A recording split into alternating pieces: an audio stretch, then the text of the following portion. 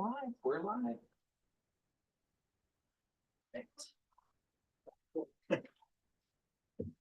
And that's on. Great. Oh, that's really on. All right. Good evening, and thank you everybody for joining us. My name is Benjamin. I'm the event assistant for McNally Robinson Booksellers here in Saskatoon. This event is being held on Treaty 6 territory, which is the homeland of the Cree, Saulteaux, Dene, Dakota, Lakota, and Nakota, and homeland of the Métis Nation. It's my pleasure to welcome you to the Saskatoon launch of Spaced by C.L. Carey, published by Renaissance Books. Please note this event is being live streamed, so please be aware of the webcam to your right. And I'd like to take the time to encourage you to silence your phones for the duration of the event. If you'd like to purchase copies of Space, we have them up here on the signing table and at the desk where you first walked in, but please remember to stop by the cash desk if you get it signed. C.L. Carey is the pen name of Christina Robbins in honor of her grandfather and mother, who encouraged her love of creating and telling stories since she was very young. She enjoys creating new worlds of wonder and characters that will resonate with her readers. She hopes her writing will start important conversations that relate to the present times we live in. She feels that being autistic gives her the ability to see the world in a different way and write characters that face a variety of challenges with humor and heart. She currently lives in Saskatchewan on the prairies with her artist and chef husband and rescue cats. Please give her a warm welcome.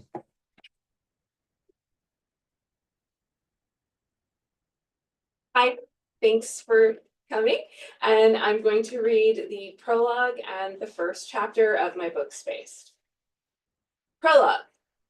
The first entry after it happened. Recording started. Only 50 Earthlings remain in the galaxy, and I hate every one of them. This all began on an ordinary day in my rather ordinary life. I felt happy with the ordinary. I was top of my class and on my way to being the chief engineer of the tin can I'm currently floating in. I looked forward to the next 40 years of my life. Now, I have no clue what'll happen next, where we'll end up, or if I'll even survive. As we say in the engineering corps, where I should have been apprenticing for the next 10 years, although that's out the window, along with that engineer who once hit the wrong button and was blown into oblivion, I am well and truly spaced. I'm dictating this entry to my AI. I call them I because we aren't supposed to name our artificial intelligence units. So I guess there's a bit of rebel wrapped up into my engineering genius. Well, I do have a pretty sharp coding and hacking skills. By the time I was 12, I had reprogrammed I to be more than a helper, using a program I found on an old system I'd been helping to reboot, and reconfigured it with my mods. Some of our systems are over 2,000 years old, and while we have advanced greatly, much of the equipment keeping our little bubble of life alive had also been over 2,000 years old, which is also how old our colony was. I'll never see it again. The golden lights glinting off the top of the dome when the sun went down, the red clouds swirling over top during sandstorms, staring at the stars, the twinkling lights of the cryo ships, most of them still being worked on to fix what the Earthlings broke. Dreaming of one day going to work up there and, oh, if I hadn't have been on one of those ships, this one in particular, I'd be dead too. Recording paused by I. You are short of breath and I'm worried about your health. I'm okay, I. Thanks for noticing. I'll drink some liquid in order to refresh and try to gain control of my emotions. Very well, carry on. Recording resumed. Where was I? Oh, yes. I designed I to be more empathetic, not to use as a mere servant, but to also be, and this was terribly sentimental of me, a friend. We aren't encouraged to form bonds on Mars. That part of humanity was seen as wasteful by our creators. Science and technology were all that mattered, and whenever Martians tried to be more Earthling-like, they would mostly disappear. Often these Martians left to live with the Earthlings contained in a separate part of the colony. Earthlings consider themselves a race all their own, but we're both human, although Martians are more important, and we know they couldn't have survived without us. Those people are all that remained of planet Earth. Actually, to be quite honest, those people are the Earthling descendants of those who lived within a moon colony about 1,000 years ago when the Earth did what any planet ruled by greed does. It exploded. Yeah. No one knows what happened, but it became uninhabitable and all contact stopped. The moon colony had relied on Earth for all their supplies too. They had 30 days and then starvation would set in. Enter Mars, the savior of humanity. We're not a planet that runs off religion and capitalism. We all have jobs, and we're designed to do those jobs from birth. We don't actually work for birth, though. We have schooling from age 2 to 11, 17 hours a day, learning our predestined fields. Then at age 12, we move into our appropriate faction housing and continue on with our education until age 18. We can move up and around within our assigned jobs, but we can never go willy-nilly into another profession other than the one assigned to us at birth. I've been assigned to engineering. I'm also versed in physics, which was a side study I undertook after I hacked into one of the old systems and found some files of a physicist who was trying to find his way back to Earth. I still haven't been through the entire file. I've been saving it for my 10-year assignment on board this tin can. A euphemism used by Martians to describe the inert but still inoperable ships that float above us in the outer atmosphere. My assignment started yesterday, the same day my entire world quite literally blew up. Thanks be to science, I was already here with me. I never did get to know my mentor Heron very well, but I still hear him screaming for mercy at the violent Earthlings who have commandeered my workspace. They came on board with me, but I never noticed them. I'm guessing that they were in a cabin with the AI pilot of the shuttle. We're typically not encouraged to talk to any Earth workers lest our intellect be compromised by their lack of intelligence and belief in some sort of sky god. I prefer to keep to myself anyway. They mostly just walk around looking somewhat disorganized and have various tones of skin and nationalities. I believe that's the term they use. We Martians were created in a lab without the messy romantic silliness, as I said. We were designed to do our jobs, to keep the colony running, and everyone had a purpose. We never overpopulated our colony with lust. Earthlings were everything wrong with the solar system, according to our board members, all of whom are dead now. No more board, no more colony. It just keeps hitting me over and over that everything's no more, and at the same time, I haven't felt any real emotion about it. I'm more worried about staying alive than wallowing in the realization I will never see my home again. Recording stopped. What are we gonna do? I have weapons. We could eliminate the intruders. And as satisfying as that is, they and us being the only humans left alive, this might not be so great a solution. Agreed. You could possibly side with them, convince them you can help. You're suggesting I fix the ship and help them open the doors to the storage area? I didn't respond, as they felt another status must take priority. Your vitals tell me you're ready for nourishment. Before the Martian could argue the point, she jolted. Shit, I hear them coming. Power down, Part 1. We are totally spaced. Chapter 1. Martian year 3024, 2000 years after losing communication with Earth, 6 hours after the explosion of the colony on Mars aboard the Einstein. Eyes riveted to the screen, the girl took in a satellite image of the burning mass that had been her colony on planet Mars. Sha-ne, pronounced Sha-ne, was the name of the girl. It had been assigned, like all Martian names, from a random name generator at the release of her baby body from the birthing tube, just like every Martian before her. Everything Sha-ne had ever known was turning to ash right before her eyes. Not to mention that now she remained stuck in space on a dead ship with no more than a few years of nutrition supplies on board. Earthlings, or people the girl assumed were Earthling workers of the colony, rushed through the hallways. An image flashed into her mind of them tying down her mentor and yelling about how they had at last captured the captain. She rolled her eyes. Heron was only not the captain, but all ships were piloted by Martian-made AI. Heron had just been in the bridge area of the defunct ship because he was going to show her how to access the satellite system. They were supposed to finally meet face-to-face at evening nutrition break, but when she saw his screams on screen, it had been clear this wouldn't be happening. She wasn't sure if she should attempt a rescue. She couldn't take on a bunch of armed rebels alone.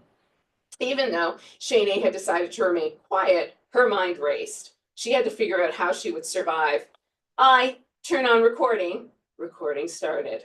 That's when Sha-ne had dictated her first appraisal of the situation, stopped, then cursed in her thoughts when the galloping footsteps of a possible intruder pounded the corridor towards her location. Power down, Josiah looked into the room he had finally broken into. It contained a Martian woman or girl, she appeared to be his age, human, obviously, who had a broken AI, or at least it was switched off. The rest of the room was sparsely furnished. A bed, nicer than the one he slept on, an ergonomic chair in front of a metal slab that served as a desk, along with the usual computer screens and tablets all the Martians possessed. A few uniforms had been hung up. Their beige colors and simple cuts made everyone look the same. The girl's hair was cut in the traditional Martian style, hard size, and above shoulder length. Her hair wasn't curly, but it wasn't wavy either, nor was it straight. All Martians had been created from a variety of genes and DNA of the original founders. They had no parents, as far as Josiah understood. His own parents had been a mystery, but Josiah knew he definitely didn't come from a lab. He had been born an Earthling in a work colony on Mars, according to his adopted father. Josiah possessed a lower status than the Martians who oversaw his colony. For some reason, there had been Martians who were never able to perform the jobs they were destined for, a possible glitch in their DNA programming. They ended up working in the colonies alongside Earthlings, but mostly as upper management. They were the worst, the overseers. He automatically glared at the girl as memories of a childhood filled with hunger and struggle entered his mind. She glared back at him. Her eyes were a weird color of blue and green and a little brown in a mesmerizing kaleidoscope. Most Martians had those eyes, along with the skin color close to that of their uniforms, beige. It came from living under a bubble their whole lives and the lack of natural sunshine. On Mars, with its weakened atmosphere, sunshine would be deadly. Josiah had lived under the same bubble, but without regular UV treatments or the fresh air that was pumped into the Martian colony areas. Earthlings got the recycled air. Sometimes the oxygen levels would be so low people would black out. Most of his friends never made it through childhood, dying from a cut that went septic or starving during the lean times. Well, are you just going to stand there and gawk at me, or are you going to tell me what the fuck is happening? Sha-ne used the Earthling expletive, thinking it might help her connect to her captor. She hadn't seen too many Earthlings outside of the ones allowed in the city, and those ones were mostly covered from head to toe, faces obscured by mysterious veils. She often wondered if their faces were misshapen in some way, but looking at the boy standing in front of her, she was suddenly aware that he was far from unattractive. Hearing the word come out of her mouth, Josiah's jaw dropped. This was the first Martian he'd spoken to. Emery, his adopted brother, was busy torturing the other Martian they'd found on the deck. Josiah had been sent to find and round up all the missing crew members, and so far, this was the only other Martian on board. His father was currently trying to spring open the door for food. They were starving, but they were always starving. He couldn't believe that the first Martian he met swore like his brother. "I'm supposed to take you to the others," he said. Hearing those words, accompanied by the screams still coming from the bridge section and through the gap in her sliding door, Sha-ne cowered. Josiah realized she thought he meant to bring her to be tortured. He held out his hand and said, "I won't let them hurt you, I promise." Sha-ne cocked her head, glowered at him. The robot he had thought had been broken in the corner instantly came to life and shot him with a bolt of electricity. He dropped like a stone. Sha-ne pulled him in and closed the door before anyone could see what had happened. I rolled over and wrapped her arms around the tape-like substance that would make him unable to move once he woke up. Sha-ne figured he could be used as leverage. At least she hoped he mattered enough to someone to be useful. Turning to I, she pushed a button on the keyboard that stuck out of the AI's middle, and the red light turned on, letting her know that I was recording. Sha-ne had been using I as a journal device since she was 13 and realized she worked through her problems better if she talked them out. I would only interrupt her if it was time to take her nutrition or provide data on other health checks. Otherwise, they just listened, and that was often all Sha-ne needed. "Are we recording, I?" The AI beeped in the affirmative. Recording started.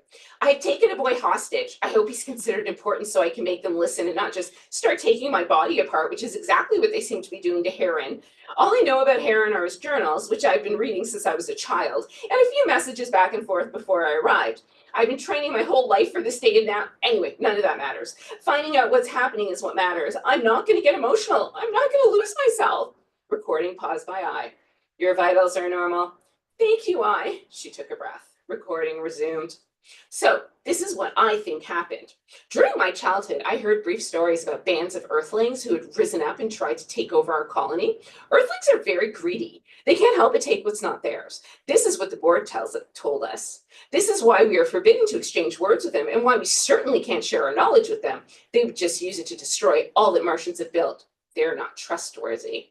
Recording paused by Sha-ne. She stayed still, but only for a moment. Recording resumed. "What if these Earthlings are the rebels? The Armageddon we've been threatened with since birth. The Earthlings surely found a way to take control, except they screwed it up because they aren't capable of understanding our technology, so they blew up the entire colony. I saw the blazing domes from the space on the satellite feeds. It looked like the fire started in the main dome, my old home, and spread all the way to the working colony. The entire planet seemed like it was on fire, well, the side we could see anyway. So Earthlings have killed humanity. especially since this ship is only supplied with nutrient paste to last for 2 years, and there's no one left to bring us more. Even if we get the ship moving, literally have nowhere left to go. No way to find food or shelter, and in 2 years' time, we'll be eating each other. Way to go, Earthlings! The recording stopped. Sha-ne was so involved in her theory that she failed to notice the open eyes of the tall boy she'd taken hostage. He glared from his spot in the corner of the room. Yeah, only that's all bullshit, he said. He tried to move his arms and found them bound to his sides. Then he stopped struggling. Head shook with faint amusement. Mouth formed a wry grin. I guess you got me. What is bullshit? Sha-ne asked. That we did this. We survived it. Sha-ne frowned and asked again. No, I mean, what is bullshit? I've never heard that word before. Oh, sorry. I forgot you've never seen a bull, so you wouldn't know that colloquialism. Whoa, that's a fancy word coming from an Earthling. Fuck you. How's that for a fancy words? Sha-ne laughed at how the Earthling tried and failed to raise himself up. So, what is a bull? Back on Earth, people ate animals. A bull was one of them. Sha-ne screwed up her face in disgust. Her nutrition came in a bag and was perfectly balanced to keep her alive. Eating animals sounded vile and very time-consuming. No wonder the planet failed, Sha-ne said. Josiah nodded. Yeah, they screwed it up pretty good, but that isn't my fault. I wasn't implying it was. What just happened on Mars, however, was your fault. That is fucking bullshit. Josiah was trying really hard to figure out how to work his pocket knife out of his pocket to cut through the bonds around his wrist. This annoying conversation kept distracting him from that mission. Whatever bullshit is, a colony doesn't just blow up without help, said Sha-ne. And since you're in a place you're not supposed to be and alive, the only theory that makes sense is that you or your cohorts are in some way responsible for the destruction of humanity. He grunted. Theory. Do all you Martians talk like computers? I do not talk like a computer. Sha-ne snapped back while turning on all her systems. I do not talk like a computer, Josiah mimicked. Sha-ne decided she had nothing left to say to this irritating Earthling, and her only way forward was to break into the ship's systems and fix them. Maybe that would be enough to keep her alive.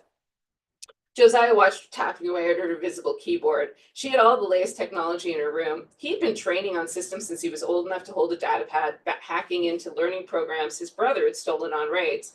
Until the whole thing blew up. Even if his home survived the blast, and part of him hoped it hadn't, the food they stole came from the Earthling workers' colony, and sometimes, if they were unlucky, her colony with its dreaded nutrition paste.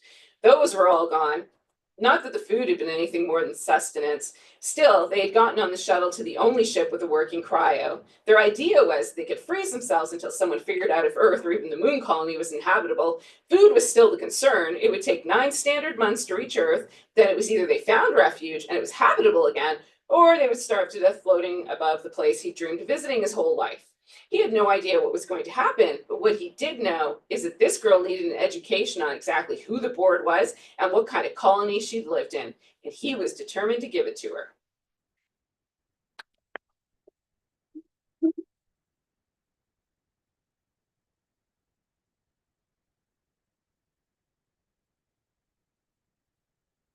Hey, thank you so much for that reading. That was wonderful.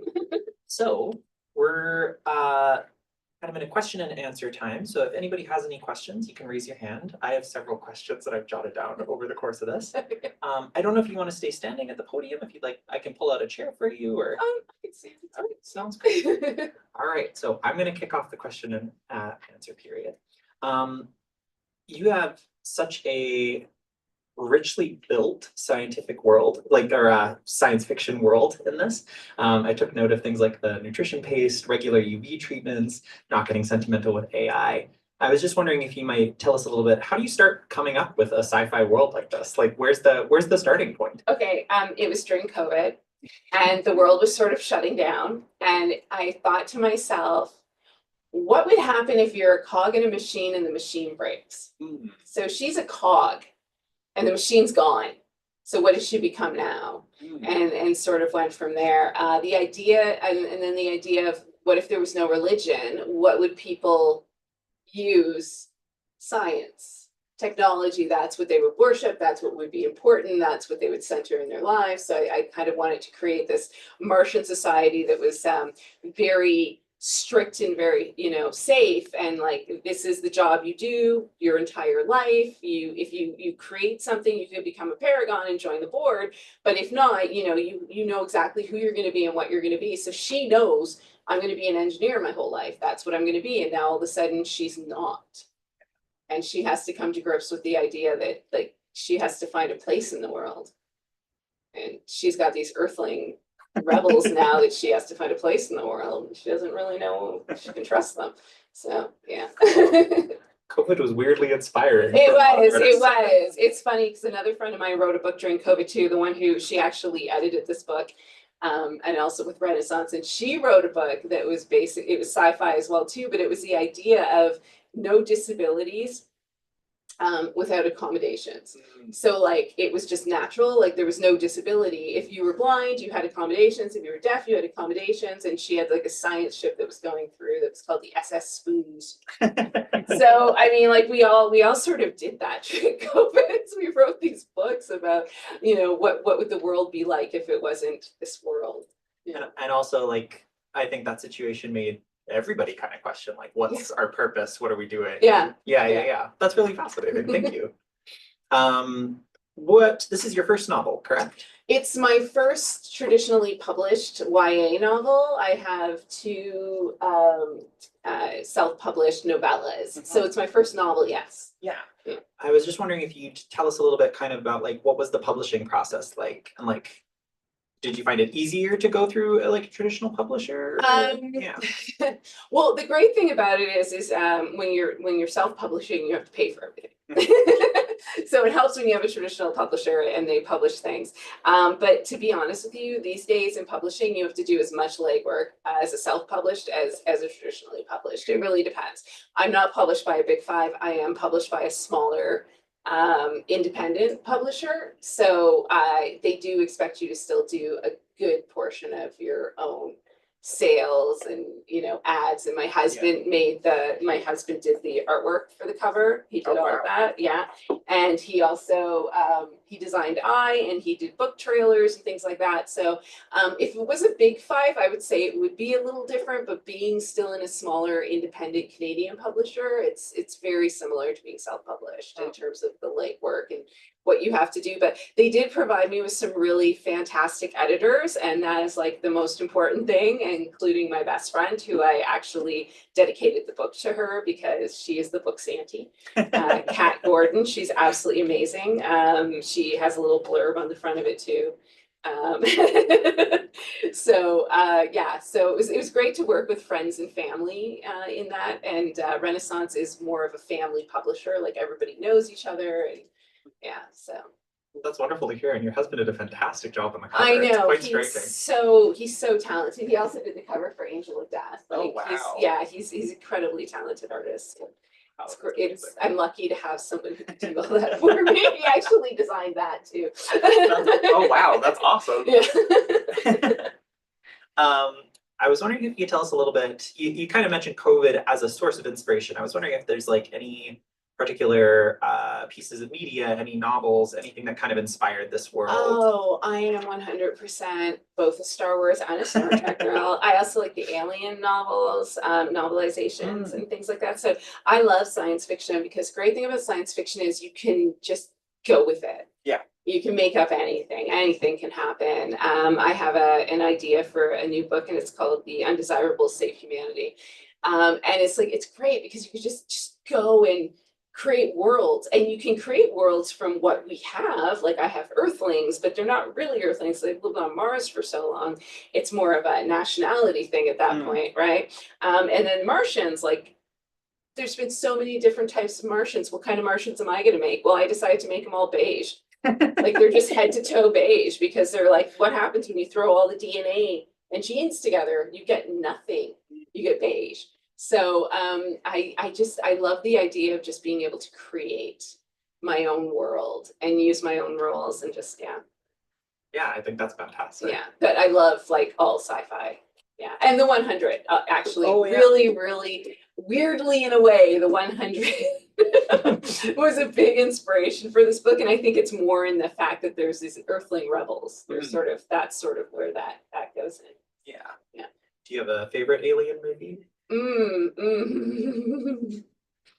Oh wow. I guess Aliens. I love that movie. Like I can say every word in that movie. It's an Alien itself, but Aliens is even funnier.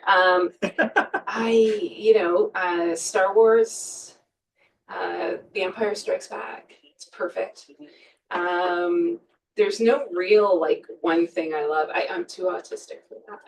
That is okay.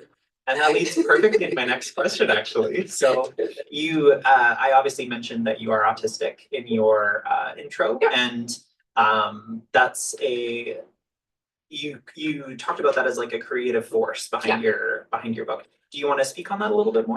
Well, for one thing, Sha-ne is extremely ND coded. But I don't actually say that. My girlfriend Kat was like, she's so ND coded. It's 100% you. And I was like, okay. I think when you go through life with people always thinking you're different or weird, and you have like certain traits that other people don't have, and the ability to, my autistic ability is being able to read people really well. But I find that writing characters, you can write way more in-depth characters when you understand motivations of people by just watching them and observing them and sort of figuring them out. And I think I did get diagnosed when I was in grade 3, but my parents didn't tell me about it till at about 43. I was like, you know what, Mom, I think I might need to take some tests and stuff. And she's like, why? And I'm like, I don't know. I think I might be autistic. She's like, oh yeah. Whoa. In grade 3, do you remember going to that doctor? And I'm like, where I did all the puzzles and stuff? She's like, yeah.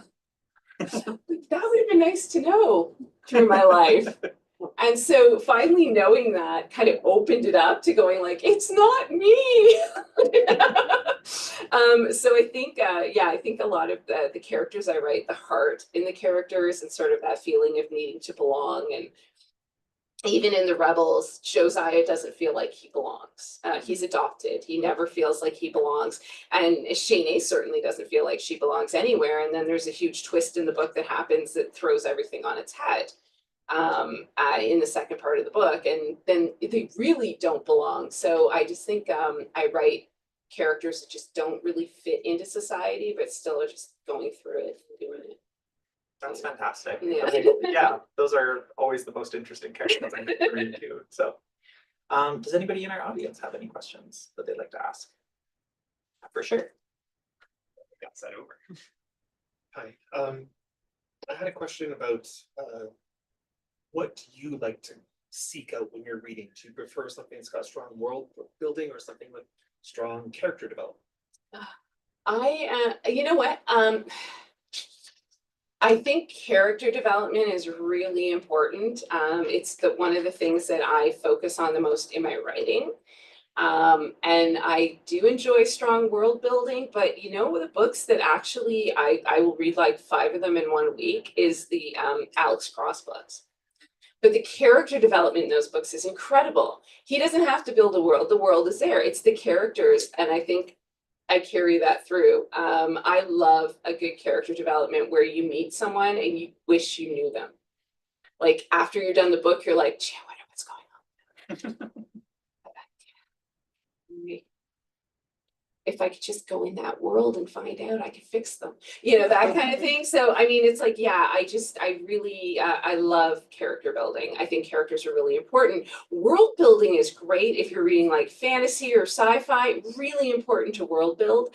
But at the same time, a lot of times they'll forget about the character part because they're so busy building the world. So when you can find a writer that can do both, I think that's huge. Anybody else? Any questions? No? Anything in the chat? No? Okay. Somebody just says that they loved it. Yeah. Oh, thanks, Mom. Or my husband.